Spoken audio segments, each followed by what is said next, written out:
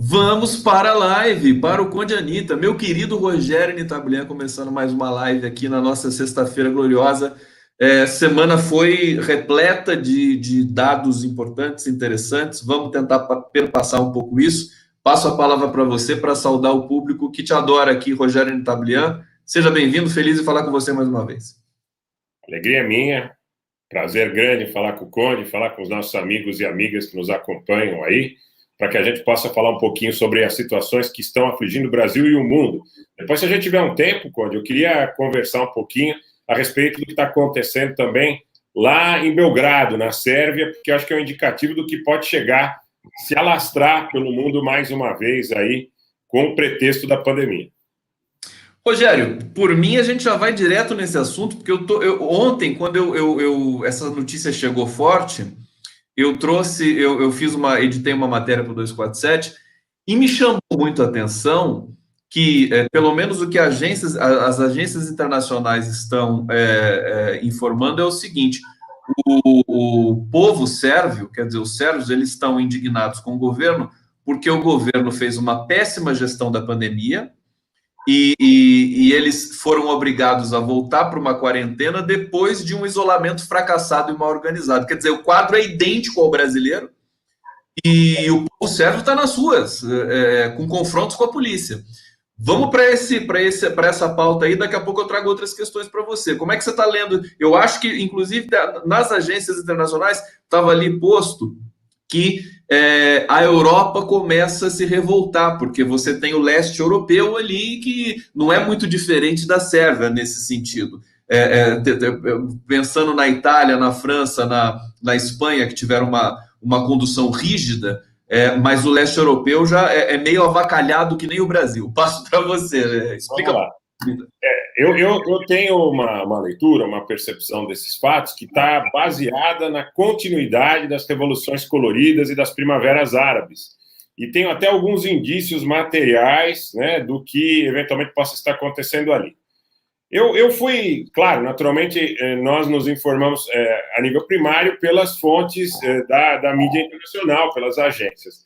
E eu ontem me deparo com uma matéria no jornal israelense Jerusalem Post, que dá conta que dois jovens israelenses que estariam portando pedras em suas mochilas foram presos nas manifestações em Belgrado.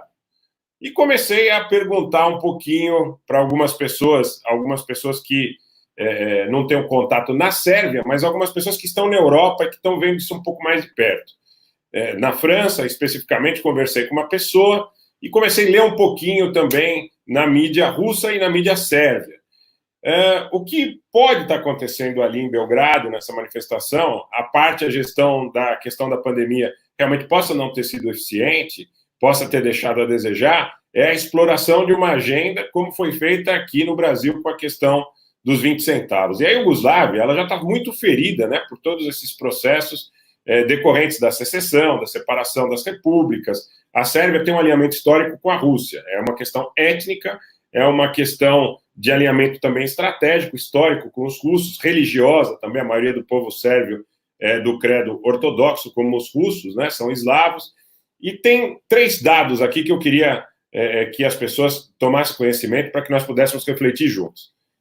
Os russos estão negociando com os sérvios a venda do sistema S-400, o sistema de defesa aérea moderníssimo que mudaria a correlação de forças naquela região, tornando os céus da Sérvia muito difíceis de serem penetrados. Esse é um dado relevante. O segundo dado relevante é a presença dos chineses como sendo hoje a fonte mais importante de apoio à Sérvia nas negociações que os sérvios estão travando com os kosovares, pela independência, pelo reconhecimento da independência do Kosovo, que poderia levar as Nações Unidas também a reconhecer o Kosovo, porque a Europa está muito dividida em relação à questão do reconhecimento do Kosovo, e as Nações Unidas não conseguiriam passar uma agenda de reconhecimento do Kosovo em virtude da adesão incondicional da China à demanda, à agenda sérvia, tá? E aí comecei a ler um pouquinho também sobre essas negociações. Essas negociações, elas estão muito difíceis, porque Pristina, capital do Kosovo, tem uma demanda bastante dura, claro, em razão da sustentação das potências ocidentais mais alinhadas com os Estados Unidos, que sempre são aqueles que corroboram as suas agendas. A situação é muito difícil, a negociação entre sérvios e kosovares é muito difícil. E depois dessas manifestações, hoje, tentaram, de alguma forma, retomar as negociações entre sérvios e kosovares com alguma facilidade, talvez um pouco maior, por parte do governo sérvio, que estava inflexível em relação a uma série de agendas. Lá você tem muitos problemas, né? Nessa questão do reconhecimento, os sérvios entendem que existem algumas regiões fronteiriças que são partes históricas da Sérvia. Você tem igrejas antigas sérvias em Kosova Mitrovica, que é uma cidade fronteiriça ali de população majoritariamente sérvia. Você tem uma série de problemas ali que ainda impediriam esse reconhecimento da Sérvia em relação à independência do Kosovo. A gente lembra que os estadunidenses atacaram a Sérvia nessa ocasião que havia esse embate, esse pleito secessionista por parte dos albaneses no Kosovo. Fundamentalmente, S-400 russos, o alinhamento dos chineses, inclusive também na área comercial e de comunicação com o governo sérvio, e a questão da difícil negociação entre Sérvia e Kosovo podem, ao meu ver, estar norteando a exploração da divulgação, da agenda, da demanda. E quando eu vejo, por exemplo, que 2 jovens israelenses foram presos ali com pedras dentro de mochilas, e o insuspeito jornal israelense, Jerusalém Post, está dando essa notícia, nos faz rapidamente remeter às revoluções coloridas, aos problemas que já aconteceram na secessão da Iugoslávia, problemas que aconteceram no Cazaquistão, que aconteceram no Turcomenistão, que aconteceram na época da divisão da antiga União Soviética. Pode realmente o governo sérvio ter feito uma péssima gestão desse processo. Eu confesso que eu não tenho dados suficientes para avaliar, mas que existem essas questões da Sérvia como importante aliado da Rússia, negociando o sistema de defesa antiaéreo, a China respaldando a agenda sérvia e tendo negócios importantíssimos na área de comunicação. A parte sérvia também estaria no que seria conhecida nova Rota da Seda. Os sérvios têm uma posição geográfica extremamente importante hoje na Europa, não só em relação a recursos e reservas que o país tenha, como também a questão geográfica é muito importante nesse sentido. A Sérvia é uma espécie de braço da Rússia na Europa do Leste, talvez seja o parceiro mais identificado com a agenda russa. E essa aliança sino-russa, claro, se a gente analisar como um todo, ela é muito próxima do respaldo a uma condição da demanda do governo sérvio hoje, nessa questão de não reconhecer a independência do Kosovo, são cerca de 27 pontos em negociação. Se a maioria desses pontos, inclusive alguns são bastante caros para os sérvios, não forem respeitados. Eu temo, para resumir, que seja uma continuação das revoluções coloridas, das primaveras árabes e do nosso 2013 aqui no Brasil.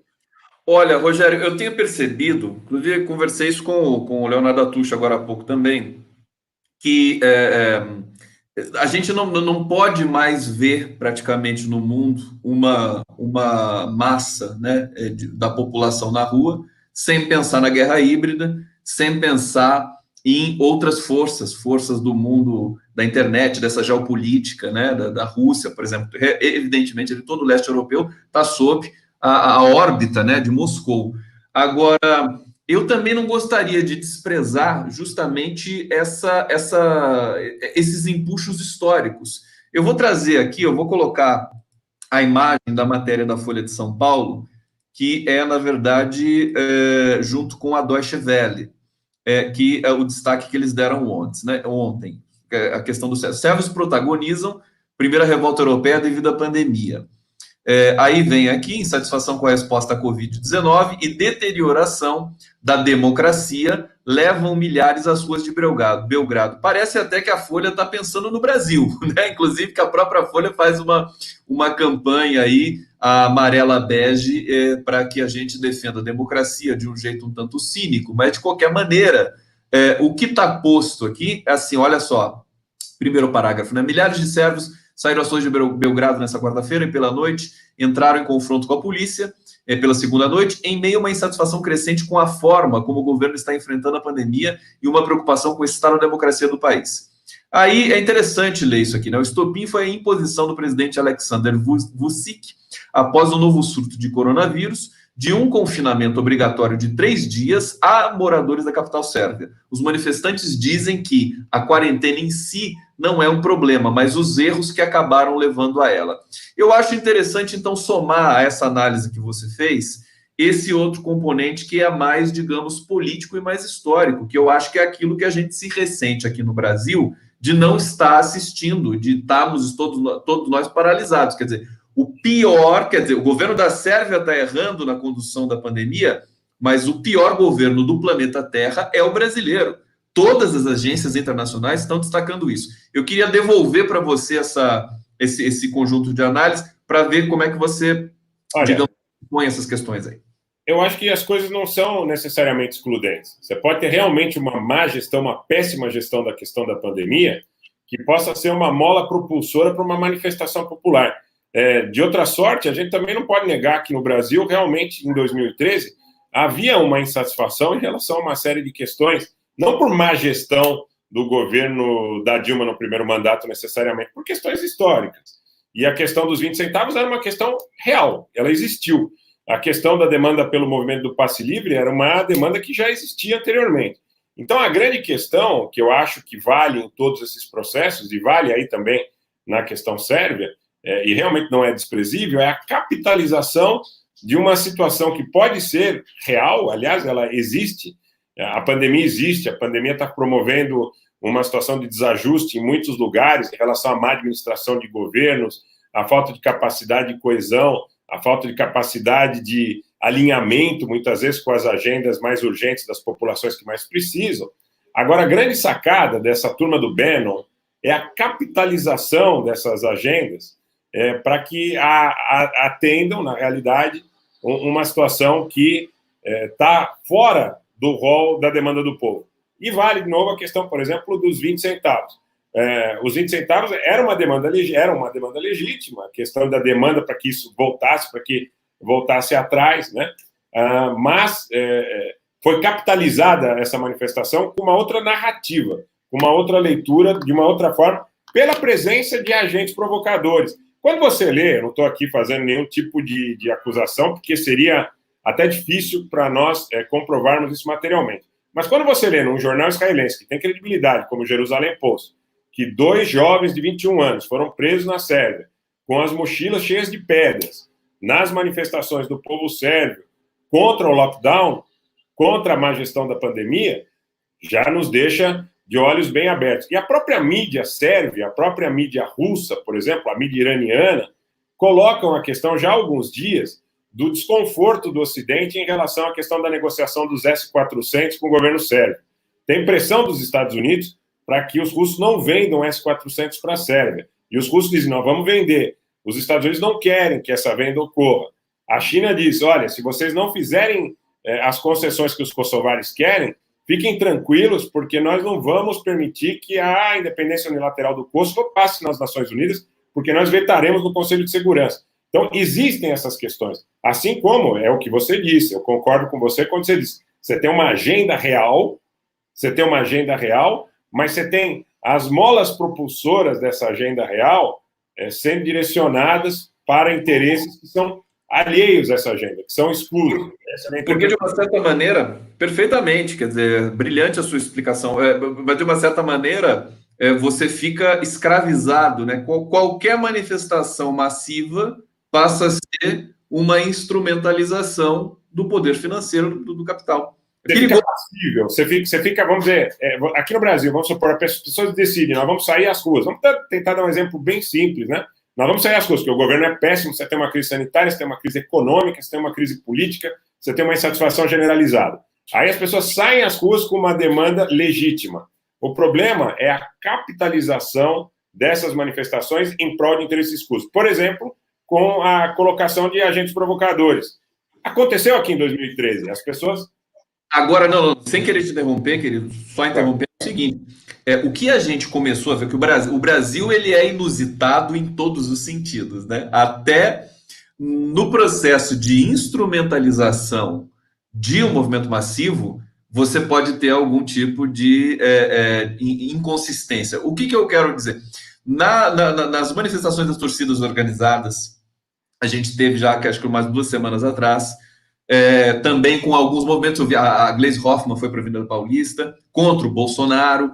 A gente, como a gente está muito vacinado, né, muitas cenas desses infiltrados querendo deflagrar uma violência contra a polícia, mas que foram contidos pelos próprios manifestantes, movimentos negros dentro do movimento das torcidas organizadas.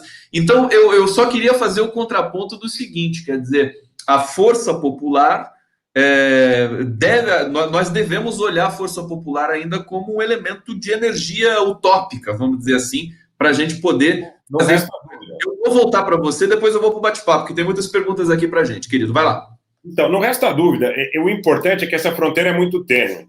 Você tem a necessária, quer dizer, você não pode dizer também para as pessoas, tentando, de alguma forma, traduzir o seu sentimento, você não pode dizer para as pessoas, em razão da possibilidade de que as manifestações sejam capitalizadas por interesses escusos, nunca mais promovam nenhum tipo de manifestação. Não está certo. Porque aí você acabaria cerceando o direito das pessoas se manifestarem e acabaria também meio que deixando o outro lado absolutamente acomodado. Nunca ninguém vai falar nada, então nós vamos fazer o que nós quisermos e o caminho está livre, a porteira está arrombada, a porta está aberta. O problema aí é uma situação, um exemplo material maravilhoso que você cita quando você diz assim, você tem ali as torcidas se manifestando na Avenida Paulista, e antes dessas manifestações eu dizia muitas vezes, olha, a arma que vocês têm que levar é o celular ligado para filmar todo e qualquer agente provocador para mostrar o que eventualmente pode estar acontecendo alheio à vontade da manifestação desse grupo. E outra coisa, a narrativa, outra vez a narrativa em relação à mídia hegemônica.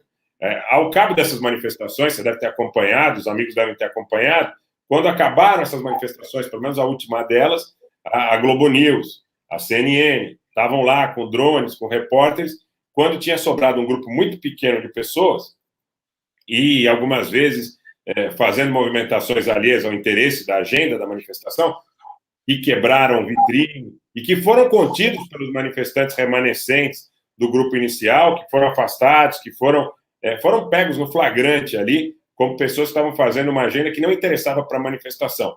E a mídia corporativa, a mídia hegemônica, como você bem chama, a mídia de cativeiro, faz o quê? Eles fazem uma exploração disso, como se isso, e eu cansei de ouvir naquele dia, a narrativa, inclusive, das próprias autoridades do governo Dória, olha, a manifestação pode, mas não pode baderna. O que é isso? Isso é a gênese do processo que vai propiciar lá na segunda-feira que as fake news possam retroalimentar as mentes e corações daqueles que imaginam que as manifestações de qualquer sorte sejam baderna.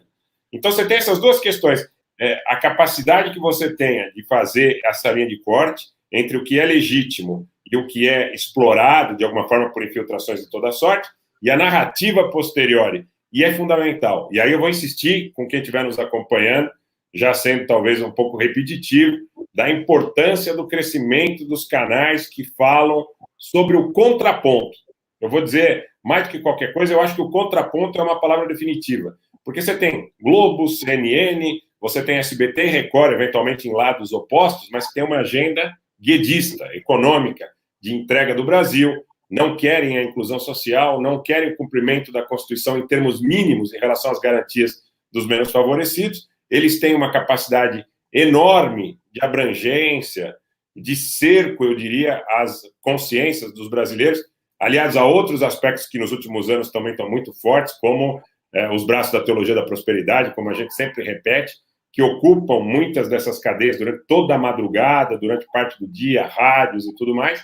E do outro lado, estamos nós. Então é importante que vocês nos prestigiem, não no sentido do Rogério Nitablian, do Gustavo Conde, da TV 247, de todo o contexto. Todos nós estamos aqui. É importante, o que é importante, pessoal, um compartilhamento, um like, uma inscrição nesses canais para que eles possam chegar onde precisam chegar, é algo que hoje a gente está dimensionando cada vez de uma forma mais clara.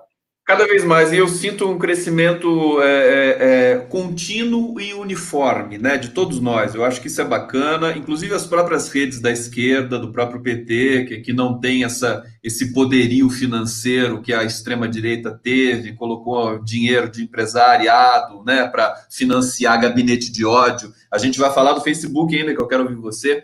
Quer dizer, eu gosto desse crescimento. No meu caso, você é um foguete, né, cresce rápido. Agora, eu vou no contínuo e uniforme ali, fico muito feliz, é um crescimento denso, né? A comunidade nossa é muito qualificada e eles fazem perguntas excepcionais aqui. Agora eu quero ouvir um pouquinho, vou fazer um bate-bola, Anitta, um pouquinho mais rápido para a gente acelerar e dar conta aqui dos comentários aqui. Tem um sobre guerra híbrida que eu vou deixar para o final. Leonardo Léo, boa tarde para você, querido Luiz Paiva Silveira, boa tarde, esquerdistas patriotas de Torino, Itália. Obrigado, querido Júlio César Beraldi. Milton Ribeiro, nomeado ministro da Educação. Nem o Centrão quer se aproximar de Bolsonaro. Confesso que eu não vi essa notícia da nomeação ainda. Milton Ribeiro, deve ser recente, não sei. Vamos ver aqui. Gesamari Solange, saudando a dupla Conde e Anne Tablian. De fato, aqui, Milton Ribeiro nomeado. Deve ter acabado de ser nomeado. Confere, Anitta, você tinha visto essa notícia? Não tinha, realmente não tinha. Deve ter sido nesse minuto. Deixa eu ver aqui se tem uma atualização nas redes, só para a gente... perfeitamente. Pastor Milton Ribeiro nomeado para o MEC. Eu tinha feito uma matéria sobre ele, porque ele tem o currículo Lattes dele também, porque agora todo ministro da Educação tem de ver o currículo, né? E ele tem doutorado. Ele diz no currículo Lattes que tem doutorado. Vamos torcer para que esse tenha mesmo, né, Anitta? Pelo menos. Faz um comentário rápido sobre isso, só para eu avançar aqui depois, querido. Vai lá. Sem nenhum tipo de preconceito, precaução, a priorística por ser pastor, mas acho que a educação é uma coisa muito séria, assim como a saúde hoje é uma coisa seríssima, para que a gente possa tratar como uma questão de menor relevância, alguma coisa que possa ser acomodada politicamente, baseada no fato de que esse ou aquele grupo apoia o Bolsonaro, vai ficar mais ou menos contente com essa ou aquela nomeação. Então é muito preocupante que nós estejamos vendo um governo brincar com o povo brasileiro. Ele foi no Congresso Nacional, jurou a Constituição, dizendo que ia governar para todos os brasileiros. E ele insiste em falar para o seu pequeno núcleo duro, cada vez menor, de gente que está disposta a defendê-lo, independente do que ele, do que os filhos, do que o grupo dele façam ou tenham feito anteriormente. É preocupante. Educação é muito delicado. Não, então, e eu tenho acompanhado isso de perto, quer dizer, nomeou o Decotelli. Aí você tinha fraude ali no currículo do Decotelli, não aguentou a pressão, 5 dias foi embora. Aí depois sugeriu o Feder, aquele empresário do Sul aqui, e, enfim, ligado, acho que a Multilaser, né, outras coisas. Faria Lima. O Feder... Quem não aguentou a pressão, desculpa, pode falar. O Feder, ele fez lobby para ser nomeado ministro, ele foi uma vez nomeado ministro e depois ele foi preterido em favor do Decotelli. Ainda assim, quando ele viu que o Decotelli não poderia, ele fez lobby mais uma vez, por interpostos, uma situação extremamente delicada. E aí ele foi novamente confirmado, mais uma vez o Bolsonaro disse para ele que ele fosse a Brasília, numa quinta-feira, ele pediu para o Feder ir a Brasília na segunda-feira para tomar posse. E aí, no final de semana, começou a sair na mídia que o núcleo ideológico, eu não sei bem o que é essa história de núcleo ideológico, invenção da... No fim, o Feder acabou também, acho que comprando, né, a narrativa da sua desistência, né? Ele vendeu para a mídia aceitou. Não, ele não quero mais. Ele falou, não quero mais. Quer dizer, não é que ele não quer mais, ele não conseguiu, né? Porque tem envolvido com muita sujeira. Iam fritar ele de uma forma que para ele ia ficar super, super ruim, porque ele sabe dos esforços que ele fez. Da primeira vez, quando ele pegou um avião, ele estava em Curitiba, ele pegou um avião e foi para Brasília para conversar com o Bolsonaro. Bolsonaro conversou com ele e prometeu o cargo. E ele foi dar entrevista na Globo News dizendo que estava quase tudo certo. Quase tudo certo. Passadas algumas horas, e ele tinha dito para vários amigos que já eram ministro da Educação. Passadas algumas horas, o Bolsonaro nomeou o Decotelli. Quando ele viu que o Decotelli não ia, ele cobrou o Bolsonaro, dizendo, olha, agora dá, agora não dá, porque o problema é que parece que os filhos do Bolsonaro não gostaram de relatos da proximidade do Feder com o Dória, porque o Feder foi um dos maiores doadores da campanha do Dória para governador. Mas, por outro lado, tinha toda aquela pressão da Faria Lima, que estava fazendo está fazendo aquele jogo de acomodação com o Bolsonaro administrado, para que a agenda deles fosse cumprida. Quando o Feder viu que, muito provavelmente, a segunda vez que ele foi nomeado, ele seria retirado dessa nomeação de forma prévia, ele disse que não queria mais. Mas é exatamente isso. Ele viu que tinha rodado, ele falou, opa, deixa eu dizer... Sabe quando você toma um fora do namorado, da namorada, e diz assim para os outros, fui eu que desisti. E eu, aquela coisa. Agora, eu tô até com comentário da Aline Gioielli aqui, que você vai falar na sequência, mas antes só fazer o último comentário sobre a questão do Ministério da Educação. O Bolsonaro tá brincando. Eu acho que o Milton Ribeiro também vai ter dificuldade, porque queima a cadeira de ministro da Educação. O Ministério da Educação tem um orçamento muito grande, deixado pelo Haddad ainda, né? Então, é muito interesse, é muita pressão, é editor, é livro didático, são as políticas, né, do país. Inclusive, o Brasil vai precisar muito também de um ministro da Educação competente, depois que o Bolsonaro cair, que é o que a gente espera, né? A gente precisa de um governo que tenha também um ministro da Educação à altura do Fernando Haddad. Quero falar com você também sobre o Roda Viva com o Fernando Haddad, porque na sexta-feira a gente faz meio que um resumo, pega a semana em revista. Agora, Rogério, rapidamente aqui, ó. A Aline está perguntando o seguinte, a Aline Gioielli, você já leu a pergunta, eu vou ler de novo aqui para a gente. Rogério, em algum momento fale sobre o fato de Santa Sofia voltar a ser uma mesquita por ordem do Erdogan.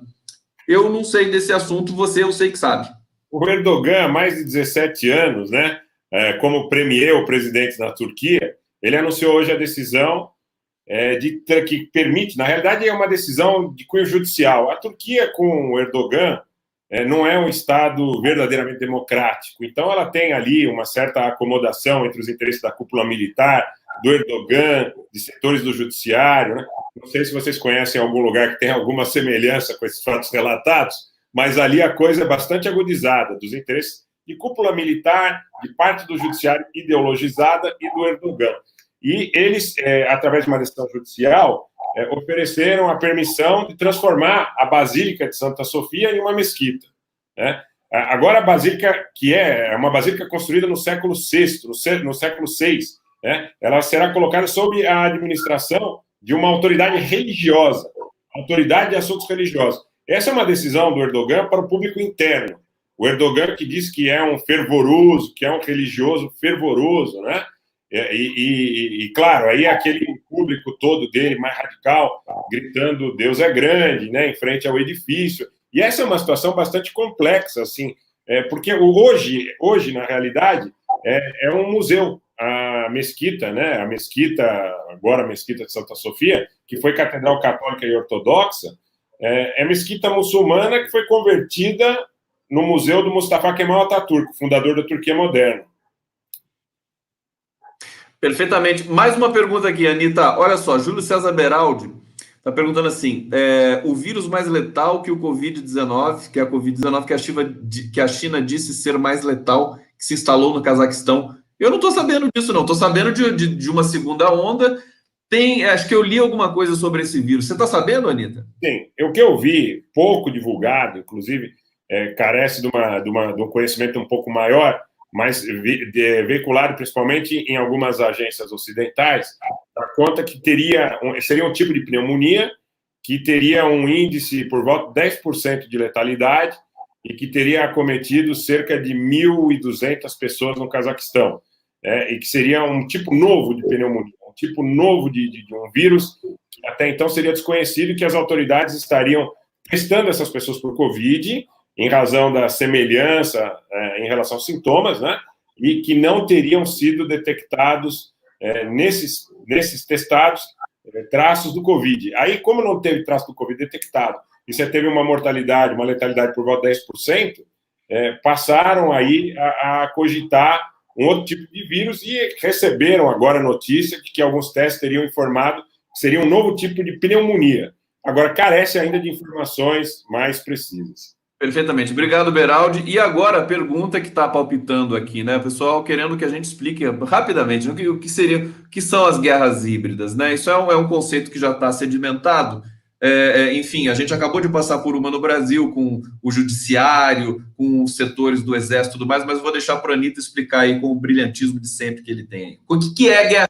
Que bicho é esse, Rogério Anitta? Guerras, olha, para que eu acho que numa linguagem bastante acessível e universal, são guerras não convencionais. O que você tem, por exemplo, como a gente sempre diz, o que aconteceu na Líbia, na Síria, no Iraque, são modelos de guerras convencionais, pelo menos em relação aos desdobramentos, ainda que em alguns desses casos, as guerras híbridas tenham antecedido de alguma forma e preparado o terreno para que uma guerra convencional fosse colocada a posteriori. Mas é uma guerra não convencional, onde você usa, desde as deepfakes, das montagens, das mentiras, dos componentes, dos conteúdos alavancados nas redes sociais, até uma certa politização, ideologização de setores do judiciário, o lawfare, a perseguição através de expedientes pretensamente legais a inimigos e à oposição política, são maneiras não convencionais de chegar a determinados tipos de objetivo que, anteriormente, você tinha a guerra de quê? De infantaria. Você tinha a guerra de infantaria, que depois, na Segunda Guerra Mundial, você já vê uma presença muito grande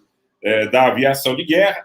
A posteriori, você já vê nos conflitos pelo mundo a presença dos mísseis de cruzeiro, dos mísseis balísticos. Por exemplo, a guerra de 91 no Iraque é um exemplo claro dessa situação, mas são maneiras não convencionais, são maneiras, vou dizer assim, capciosas, subreptícias, maneiras sacanas de promover a guerra, sem que as pessoas percebam que ali, de fato, está ocorrendo uma guerra. Por exemplo, no Brasil, ninguém pode dizer, em sã consciência, que houve uma guerra, que houve uma ruptura, porque você não viu tanques, você não viu helicópteros, você não viu aviões, você não viu mísseis de cruzeiro, não tinha fragata, não tinha destroyer.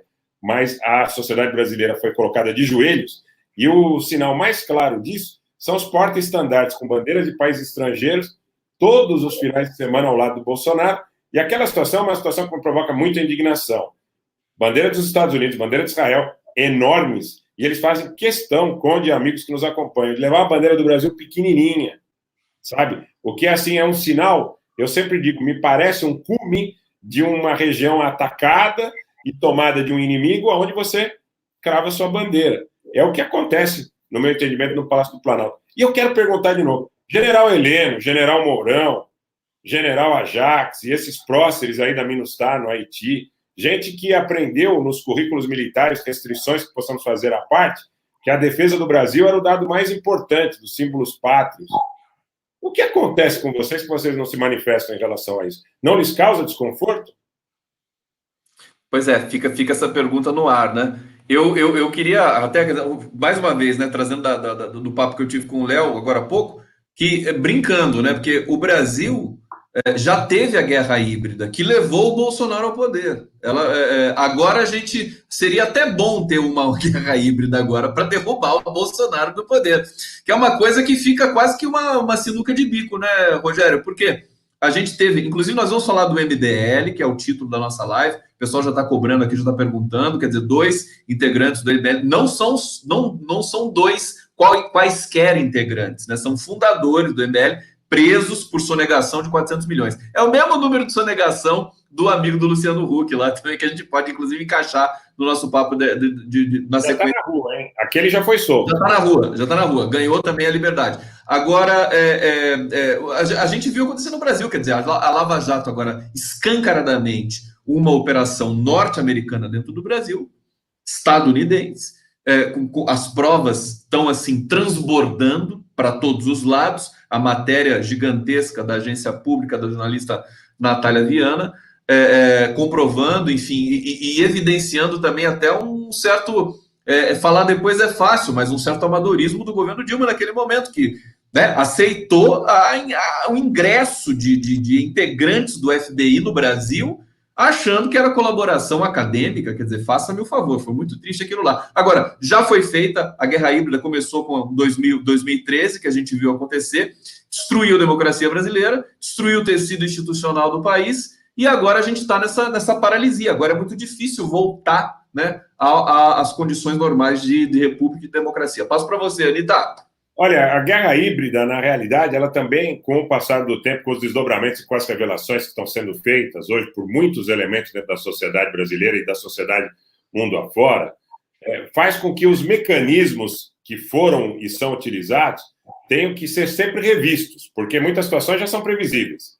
Então, muitos cartuchos eles já queimaram, e fica difícil eles repetirem a utilização desses cartuchos até para manter o status quo. Por exemplo, essa questão das bandeiras é uma situação que eles vão ter que olhar com cuidado, porque a denúncia já é muito grande na sociedade brasileira e é inadmissível, até para setores das elites que se alinharam com esse projeto entreguista, admitir publicamente que elas não se incomodam com a usurpação dos símbolos pátrios. Não há outra dúvida. Não há dúvida nenhuma monta. Olha, não pode, gente. A rampa do Palácio do Planalto é um símbolo nacional importante. Como é que você vai levar bandeiras de países estrangeiros do lado do presidente da República que se mostra boçal e subserviente, cabisbaixo, fazendo apologia do uso de símbolos estrangeiros com bandeira do Brasil desse tamanho, como se o Brasil fosse um estado dessa dominação que é oriunda da finança transnacional. Em relação a isso, não resta a menor dúvida. Eu tenho visto, gente, que as pessoas começam a tomar algum grau de consciência, à parte aqueles fanáticos que estão indispostos para qualquer, estão blindados, estão encouraçados, né? Não permitem sequer a escuta, não permitem absolutamente nenhum tipo de penetração em relação à racionalidade, mas as pessoas estão percebendo. Quando você fala, tem muita gente que já não tem mais resposta. Que é isso? Bolsonaro levando bandeiras estrangeiras todo final de semana, antes dele estar mais administrado, na rampa do Palácio do Planalto. Agora, antes de anunciar o Covid, parece que mais uma vez ele andou desfilando do lado de bandeiras estrangeiras. Que história é essa? O Brasil acabou? É admissível isso? General Mourão, o senhor é vice-presidente da República, o que o senhor acha de bandeiras estrangeiras na rampa do Palácio do Planalto, ao lado do presidente da República, com bandeiras do Brasil pequenininhas, demonstrando nitidamente, através de uma questão que o Conde explora muito bem, da questão semiótica, a usurpação da soberania nacional. Né? Aliás, esse país está sui generis em muita coisa. Eu quero passar, antes da gente entrar na questão do MBL, eu quero passar também pelo fato de que a esposa do Queiroz, a Márcia Aguiar, ela foi beneficiada com uma medida judicial, né, estando em franco descumprimento de uma outra medida judicial. Quer dizer, é o que eu digo, olha, tem diplomas aqui que eu acho que eu tenho que rasgar, porque eles não servem nada.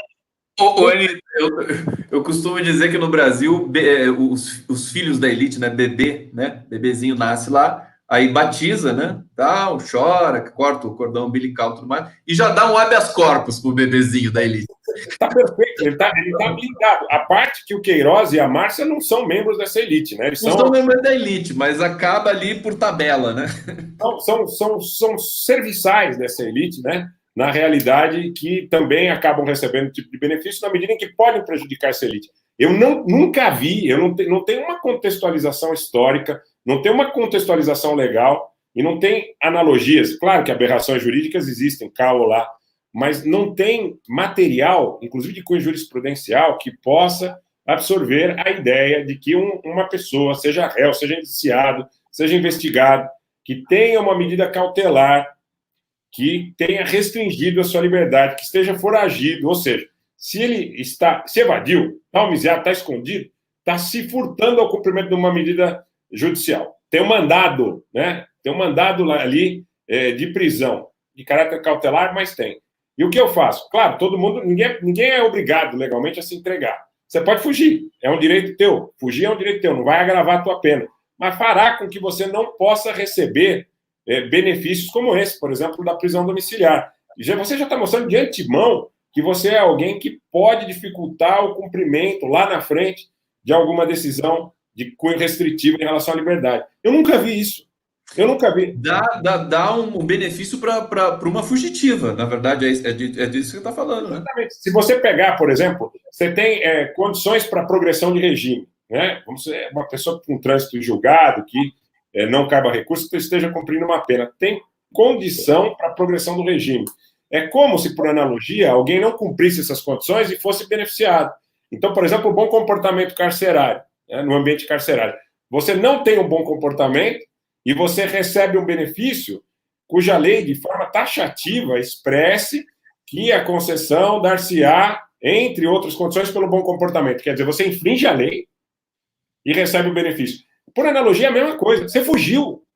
Quem garante que ela não vai, vamos supor, que ela não vá cortar, né? Não sei se o pessoal sabe o que é tornozeleira eletrônica, mas tornozeleira eletrônica, a pessoa, se tiver a fim de fugir, ela corta, pitou lá, não sei onde, joga fora e pista, vaza.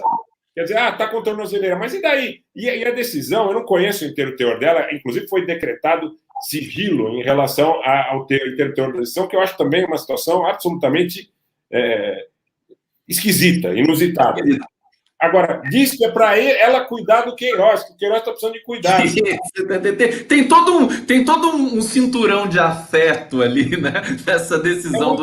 É muito amor. Só que parece que ele está querendo, desculpa, mas parece que ele está querendo ser indicado ao STF, né? O Brasil é uma pistolagem total. Agora, sim, eu confesso para vocês que eu não me abalo mais muito com esses retrocessos no meio do turbilhão de retrocesso que está sendo, nesse momento, historicamente, revertido, porque a Lava Jato está começando a cair em descrédito absoluto por tudo que ela promoveu no país. Eu acho que nós temos força para voltar a ser uma sociedade forte e democrática de novo. Isso está posto. Tenho conversado com muita gente, fazendo uma série bacana de entrevistas aqui. Depois eu quero conversar com você também sobre isso, sobre o livro da Relações Indecentes da Lava Jato. E assim, a gente está muito reativo ao noticiário do dia a dia, mas não podemos esquecer que existe a história. E a gente não pode fulanizar a história também dentro desse noticiário e subestimar, digamos, os movimentos, os impulsos históricos que a sociedade promove. O Brasil não pode, a gente não pode negar, depois da ditadura militar, o Brasil, com todos os defeitos, deu um show. Quer dizer, voltamos à democracia, tivemos uma Constituição forte. Ontem eu conversei com o Zé Geraldo de Souza Júnior, um dos maiores juristas brasileiros, professor de Direito, ex-reitor da UNB, e ele disse que a Constituição de 88 foi uma espécie de surpresa, porque todo mundo queria que fosse um acordão, né, com as elites brasileiras, e acabou saindo pela culatra. Quer dizer, o povo foi lá, estava com tesão, estava com vontade de democracia, e acabaram fazendo uma Constituição que foi a criação do SUS e do próprio Ministério Público. Eu não quero me estender muito aqui. A Constituição é boa, Conde, isso é um dado muito importante. Olha, muito rapidamente, a Constituição é muito boa, só que a gente fica naquela margem, naquela fronteira da democracia formal, da Constituição formalmente estabelecida e do seu cumprimento a nível real. O que o governo do Lula, especificamente da Dilma no primeiro mandato, os dois governos fizeram, foi, na realidade, instituir alguns direitos constitucionais que antes eram só formais. E isso parece que não agradou. Então, o que eu quero dizer com isso de uma maneira muito sucinta?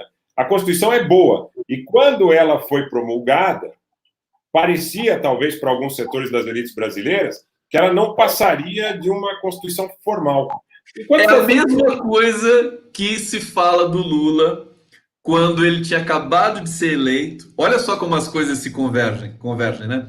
Tinha acabado de ser eleito em 2002. O Fernando Henrique achava isso, né? Não, ele vai quebrar a cara e depois todo mundo vai ver que não foi nada disso. É o que pensaram da Constituição de 88. Quer dizer, tá no papel, tá bonita, mas não vai ser colocada em prática e a gente continua esfolando o povo brasileiro. Acontece que, na verdade, ela foi colocada em prática em parte depois de 88 e foi esplendorosamente concretizada com a eleição do PT em 2003 e 2002. E aí sim, você ter a Constituição de 88 floresceu a partir de 2003. É uma coisa espetacular, isso dá um artigo, dá uma reflexão. O momento esplendoroso dessa Constituição Federal de 88 em relação ao seu cumprimento é o segundo mandato do Lula. Mais do que qualquer outro momento, é o segundo mandato do Lula, quando você tem aspectos da inclusão, mesmo com a crise mundial 2008, porque você tem aspectos da inclusão social que passam a ser vividos efetivamente, que talvez 5 ou 6 anos antes, ou talvez no próprio momento da eleição do Lula, a elite brasileira acreditasse que não poderiam ser levados à frente de uma maneira efetiva. Porque a grande realidade, eu repito isso porque eu sei que a audiência é rotativa. Gente, vamos pensar no seguinte. Eu ouvi, ninguém me contou, gente dizendo que estava ganhando muito dinheiro, que estava muito satisfeita com o resultado do segundo mandato do governo do Lula, mas estava profundamente incomodada com a existência de conselhos. Um dos grandes empresários brasileiros que participava desses conselhos me disse o seguinte, ele disse, olha, meu grande problema em relação ao governo do PT é o dado de que eu tenho que participar de conselho com sindicalista, sendo que eu estudei em Harvard, estudei no MIT, estudei não sei aonde, né? E, enfim, e ele se sentia incomodado, porque ele dizia, como que eu posso me colocar para discutir ou para debater o destino do Brasil, o destino do meu setor, com um pessoal que não tem formação acadêmica, que não tem lastro, que não tem berço, que não tem origem. Então, a grande sacada dessa gente é o seguinte, não basta ele ganhar, não basta ele ter. Ele tem que ter uma posição hierarquizada na sociedade em relação ao outro. Ele tem que ser melhor que o outro, sob o ponto de vista de que, a partir do momento em que o outro tenha direitos, ele tendo direitos, ele sente que essa hierarquização, ela de alguma forma está atenuada ou ela deixa de existir. E o grande medo deles é esse, é perder essa concepção, que é de cunho escravagista, é de cunho de senhor e escravo.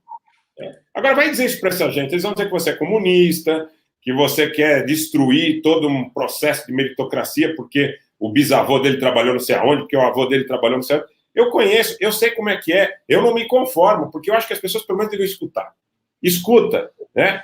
Recentemente encontrei essa pessoa, né? E o máximo que ele conseguiu me dizer foi o seguinte: se você é do PT, eu disse, não, não sou filiado ao partido político, não sou filiado ao partido político, mas gostaria um dia de conversar com você para te perguntar um pouco em relação à sua opção pelo voto no Bolsonaro, se aquilo que a gente conversou em 2007, 2008 dos conselhos permanece para você como sendo uma premissa inegociável e irrevogável. É difícil, a gente tem que tentar, de alguma forma, tocar essas pessoas também e educá-las para uma sociedade que cumpra a agenda do marco civilizatório. Ou a gente esqueceu que isso existe? E aí eu acho o seguinte também, viu, Anitta? A gente não pode querer pouco. Eu acho que a gente sempre tem que querer sempre mais, né? A esquerda anda muito bem comportada, querendo só, às vezes pedindo menos do que precisa, colocando uma agenda menor para não assustar a elite. Eu acho isso um erro. É porque numa negociação, você sabe disso, quer dizer, você sempre pede mais para que a contrapartida, enfim, você pede, não, eu quero 70, ah, não, eu dou 35, ah, então 50, quer dizer, você chega, para chegar, isso no discurso é a mesma coisa. Então, eu acho que pode querer pouco, eu acho que a sociedade do mundo inteiro está mudando, acho que a gente precisa recalibrar essa energia utópica que esse jurista genial ontem me disse, grande lastro, mais de 70 anos de experiência, né? Então, essa questão que foi o que levou justamente à concretização da Constituição de 88 e a concretização dos governos Lula e do próprio Partido dos Trabalhadores. E não precisa ser do Partido dos Trabalhadores para entender que o Partido dos Trabalhadores é um patrimônio da sociedade brasileira, né, Rogério? Isso eu não tenho dúvida. E eu tenho visto, por exemplo, que esse preconceito que foi empregado no seio da guerra híbrida, que a gente suscitou agora há pouco, tinha claramente o objetivo de criar um inimigo, que esse inimigo não existia, tanto não existia que o Lula sai do segundo mandato com 87% de aprovação, e a maioria, inclusive dentro da classe média de São Paulo, mais rançosa e mais refratária a qualquer tipo de reforma. As pessoas mais refratárias ao que eles chamam hoje de lulopetismo, ao que convencionaram chamar de lulopetismo, muitas vezes de forma pejorativa, eram pessoas que estavam felizes ao cabo do segundo governo do Lula, com a condição que o governo havia propiciado para a sustentação, muitas vezes, dos seus próprios negócios. Mas eles guardavam esse sentimento, tanto que votavam no PSDB, né? Votavam no Serra, votavam no Alckmin, votavam no Aécio. Eles guardavam um certo ressentimento em relação à questão da inclusão social, estar aproximando, de alguma forma, aqueles estratos que estavam preteridos, que estavam excluídos. Como é que pode? A guerra no mercado de trabalho, depois o meu filho, a minha filha, vai trabalhar numa multinacional, vai trabalhar num banco, vai trabalhar em consultoria. Você já imaginou se bate a filha da empregada ali do lado e diz, não, peraí, vamos fazer uma prova, vamos fazer um processo de admissão, um concurso, para ver quem, de repente, tem mais condição de exercer? Cara, um dia eu vou escrever um livro, é que eu vou preservar as pessoas, podem ficar tranquilos, tá? Não tenho medo. Mas dizendo como é que é o processo de admissão na mídia corporativa, porque outro dia aqui, conversando com a minha esposa, eu lembrei de 10 exemplos, pelo menos, de pessoas que conseguiram emprego na mídia corporativa com telefonema. Aí a gente entende a qualidade, a falta de qualidade da mídia alternativa. É justamente isso. E, inclusive, Rogério, que a história é fantástica, hein? Vou cobrar esse livro aí teu. Se quiser, inclusive, posso participar com você aí.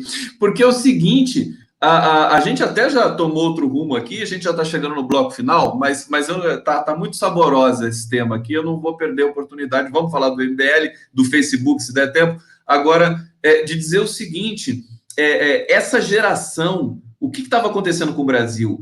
Os negros, as mulheres, né, o povo trabalhador estava começando a se assanhar, a ir para o Ministério Público, prestar concurso, passar, né, se forma em direito, se forma em jornalismo. Imagina essa geração indo para as fileiras do jornalismo corporativo, eles mudariam o jornalismo corporativo, evidentemente, né? Passariam a produzir, porque o jornalista padrão que consegue o emprego com um telefonema, é muito caro o custo disso, né? Quer dizer, você vai sempre ter de dizer o que o patrão te manda dizer. 2 minutos e aí vamos para o MBL. Diga lá. Legal, e eu já vou até dar uma deixa aí em relação a essa questão do Facebook. A Globo ontem, por exemplo, ela noticiou em letras garrafais no jornal da Globo News, né, com o comentário do Camarote.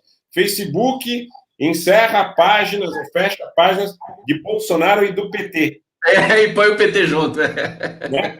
De Bolsonaro e do PT. Então, o receio que a gente tem quando a gente eventualmente comemora o fato de que páginas de fake news do bolsonarismo estejam sendo alijadas justamente de determinados processos, que nesse pacote, e a gente falou sobre isso algumas semanas atrás. Mas do PT foi grupo de WhatsApp, não foi exatamente perfil do Facebook.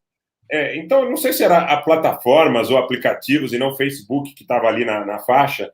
Porque o Facebook é dono do WhatsApp, indiretamente. Pode ser que, então, em função disso, estava Facebook mesmo, eu não me recordo. Mas a grande sacada que eu falei isso há 2 ou 3 semanas atrás, aqui a gente falou, quando estavam sendo feitas as buscas nos youtubers bolsonaristas que fazem aí toda essa agenda de mentira e de fake news. Eu digo, o que a gente está assistindo nos canais deles? A tentativa de equiparar determinados conteúdos da mídia progressista ao lixo que eles produzem. Né? Então, quer dizer, tem que tomar cuidado. E aí eu lembrei daquela coisa do jogo de futebol, onde você tem um jogador expulso, por vezes justamente, e o adversário no segundo tempo, o time que está com 10, no segundo tempo, qualquer pessoa que encostar nele, ele cai. E aí ainda ele levanta para dar cartão. Então, pessoal, cuidado, porque isso é o que a Globo tenta fazer. Olha, eles são iguais. Expulsam de cada lado. Descredibiliza os dois. Perfeitamente. Para abrir a avenida para quem passar? Para o Luciano Huck, para o Sérgio Moro. Agora a gente percebe, eu até brinco, né? Eu queria muito que o Luciano Huck saísse candidato, porque seria muito gostoso, né? Esfolar na cara dele e vencer no voto. Porque não dura, ele já desistiu 2 vezes de ser candidato a presidente, vai desistir a terceira, porque não se sustenta, né? Alguém que não tem história, que não tem conteúdo, que só tem amigos sonegadores, né? Eu fiz uma brincadeira hoje com o programa do Huck, né? Sonegando, né? Tem o soletrando, né? O sonegando, né? Sonegando para o Luciano Huck. Olha só, Anitta, deixa eu só trazer essa notícia aqui do MBL, porque inclusive eu sei que você tem uma ligação especial para criticar o MBL, né? Cuidado, que vai falar. Olha só, empresários ligados ao MBL são presos em investigação de lavagem de dinheiro em São Paulo, diz Ministério Público. O movimento nega a relação com detidos, e aqui nós vamos para as páginas policiais e vendo toda essa narrativa do movimento Brasil Livre, essa fraude, né? Que colaborou imensamente junto com a Lava Jato para produzir a derrocada democracia brasileira, né? Vamos citar os nomes aqui, né? Alessander Mônaco Ferreira e Carlos Augusto de Moraes Afonso foram presos em operação na manhã desta sexta-feira, dia 10. De acordo com o MP, os presos, Alessander Mônaco Ferreira e Carlos Augusto de Moraes Afonso, conhecido como Luciano Ayan, todos eles têm pseudônimo, né? São investigados por lavagem de dinheiro e ocultação de patrimônio. O órgão afirma que a família Ferreira dos Santos, criadora do MBL, deve cerca de 400 milhões em impostos federais. A sede do movimento na Vila Mariana, Zona Sul de São Paulo, foi alvo de buscas, é alvo de buscas. Aqui vou parar essa não. Vou deixar para você comentar, Rogério. Eu tô brincando com você, porque sempre que a gente falou do MBL aqui, você sempre desmascarou essa fraude que foi o MBL. E agora, enfim, nós estamos vendo concretamente o cartão das cartas cair. O MBL, de um modo geral, me parece um movimento que ele é criado, no momento em que é criado, são carros novos, sempre digo isso, continuo dizendo de uma forma absolutamente clara, é muito fácil de aferir, são carros novos, carros com equipamentos de som poderosos, possantes, potentes, são redes sociais que já nascem grandes, que já nascem com muitos compartilhamentos, e são perfis de pessoas que se comunicam, né? Que emanam suas eventuais ou pseudo-insatisfações para criar identidade em determinados grupos. Então, você vê como me lembra muito propaganda da Benetton, né? Aquela coisa assim, olha, eu não sou plural, tem um japonês, tem um africano, tem um brasileiro, tem um mexicano. Então, eles abarcaram de forma panfletária toda uma gama da sociedade brasileira com a qual eles queriam e precisavam interagir. Então, saíram às ruas, saíam gritando, o Lula é ladrão, o Lula é ladrão, o Lula é ladrão. E buscando o quê? A identidade de uma população que estava majoritariamente carente de formação cívica e política, não por causa dos 13 anos do governo do PT, mas por 513 anos de abandono de um país que foi o último da região a instituir sua própria universidade, de um país que foi um dos últimos da região a manter uma política de tráfico negreiro expressiva, mesmo depois da proibição do Império Britânico, que também de bonzinho não tinha nada, porque quando encontrava os navios com os negros, afundava os navios, então era uma coisa de caráter econômico, né? Mais uma vez a exploração de uma agenda legítima para que benefícios econômicos sejam apropriados. E o MBL, ele falava para o sujeito do ABCDM, ele falava para o sujeito da periferia da Zona Oeste do Rio de Janeiro, ele sempre tinha um personagem que se identificava com uma determinada agenda de um grupo muito grande e importante, principalmente nas classes médias baixas, que estavam votando maciçamente no PT e estavam vivendo um processo de incremento e melhoria, não só na sua condição de vida, mas também das expectativas. Estavam indo à universidade, estavam fazendo pós-graduação, estavam lutando por vagas mais qualificadas no mercado de trabalho. E aí, de repente, aparecem alguns personagens que eles dizem, de forma reiterada, que o governo do PT é ladrão, que o Lula é bandido, que a Dilma é ladra e que isso precisa acabar. E repercutem no modelo que na publicidade tem claramente uma vertente de apropriação das consciências e mentes das pessoas mais fragilizadas. Eles vão repetindo isso até que as pessoas sintam que as suas não realizações históricas são derivadas daquela situação que é tão elencada, que é tão alardeada nas ruas. Eles saíram na Avenida Paulista gritando, naqueles carros novos, repito, com sons possantes, Lula ladrão, PT ladrão, Lula ladrão, Dilma ladra e tudo mais. E o que acontecia? Muita gente que, de repente, não estava conseguindo o emprego que queria, ainda que tivesse uma condição melhor do que há 15 anos atrás, né? Mas não tinha realizado tudo que imaginava que pudesse realizar. Capitalizaram as insatisfações, recalques, traumas e frustrações das pessoas, procurando um culpado. Quem era o culpado? Era o PT. O PT que não havia permitido, na visão daqueles sujeitos, elementos, que a coisa não tivesse caminhado. Agora, é um absurdo, porque o Brasil nunca tinha realizado tanto em relação à saúde, em relação à educação, em relação a hospitais, em relação à escola técnica, em relação à universidade, em relação a reservas cambiais mais altas do que nunca, política externa excepcional, altiva, ativa, plural, democrática, inclusão social que vai do microcrédito para o empresário até a concessão de crédito para que fossem feitas melhorias nas residências das pessoas, construir um puxadinho. O problema de quem é construir puxadinho no governo do Lula, no segundo mandato, e no primeiro da Dilma, é que não tinha material de construção. Tinha que marcar no caderninho. Eu vi isso também de muita gente. Marca no caderninho que você quer cimento, espera. Daqui 15 dias chega. Marca no caderninho que você quer azulejo, que você quer porcelanato. Daqui 2 semanas chega. Esse que era o problema. Quase pleno emprego. E saíram aí às ruas para dizer que o problema do Brasil, histórico, de 513 anos, era derivado da má administração do PT. E que tinha roubo na Petrobras, que inclusive foi cometido por agentes, na maioria, vinculados a outros partidos. Tinha do PT? Tem, mas o PT tem quantos milhões? Tem 2 milhões de filiados? Então, se tem 2 milhões de filiados, como é que você pode dizer que o PT roubou? Quem roubou desses 2 milhões? 20 pessoas? 30? Prende, pô. Tá sem som, pô. Oi, desculpa. O MBL sendo desmascarado também como a Lava Jato, enfim, como a própria família Bolsonaro, a família e tudo mais. Eu acho que a gente está numa inflexão positiva, acho que é perigoso. E eu acho, não, tenho certeza que eu tenho que encerrar essa transmissão, porque eu tenho que ir para outra. Rogério, querido Tablian, sempre fica com gosto de quero mais, mas isso é bom, né? Porque daí a gente sempre está naquele movimento de se conversar de novo, de apresentar. O pessoal gosta muito do nosso encontro aqui na sexta-feira, todo mundo falando aqui, obrigado. Peço inscrições para o meu canal, inscrições para o canal do Anitta, e eu tenho que sair agora porque eu vou fazer a transmissão com o Távola fim de tarde, para a gente fazer aqui a transição das chamadas. Rogério, 30 segundos aí para você, 1 minuto, vai, para você dizer o seu recado aí. Eu conseguindo acompanhar, porque eu estou trabalhando demais o seu canal, mas eu estou sabendo que você está fazendo muita coisa importante, muita entrevista, como sempre. Enfim, fica o convite para todo mundo aqui acompanhar o seu trabalho sempre esplendoroso, uma das figuras mais bem informadas e mais sérias que eu conheço aqui dentro desse jornalismo progressista, o verdadeiro jornalismo brasileiro nesse momento. Rogério. Bom, primeiro te agradecer, Conde, pelas palavras, pela amizade, pela disponibilidade de sempre uma alegria estar aqui com vocês. Convidar aqueles que eventualmente não conheçam o meu canal leva meu nome, Rogério Anitablian. Estou no Twitter, estou no Facebook, tenho a fanpage do Facebook também, onde estão todos convidados para que possam nos seguir, para que possam compartilhar conteúdo.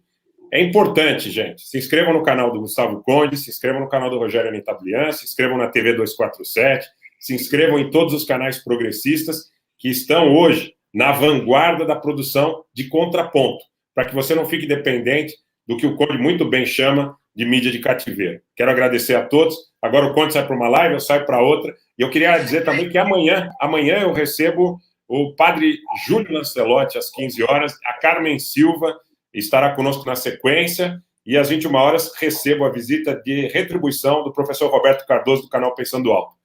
Ah, tem trabalho amanhã. Amanhã eu vou acompanhar, porque amanhã eu posso. Amanhã eu tô mais ou menos livre. A gente nunca está completamente livre, mas eu vou ver o padre Júlio Lancelotti com certeza. Obrigado, Rogério, parabéns. Obrigado ao público que acompanhou aqui o Conde Anitta dessa sexta-feira. Fechando aqui, daqui a pouco tem Távola fim de tarde. Valeu, super beijo.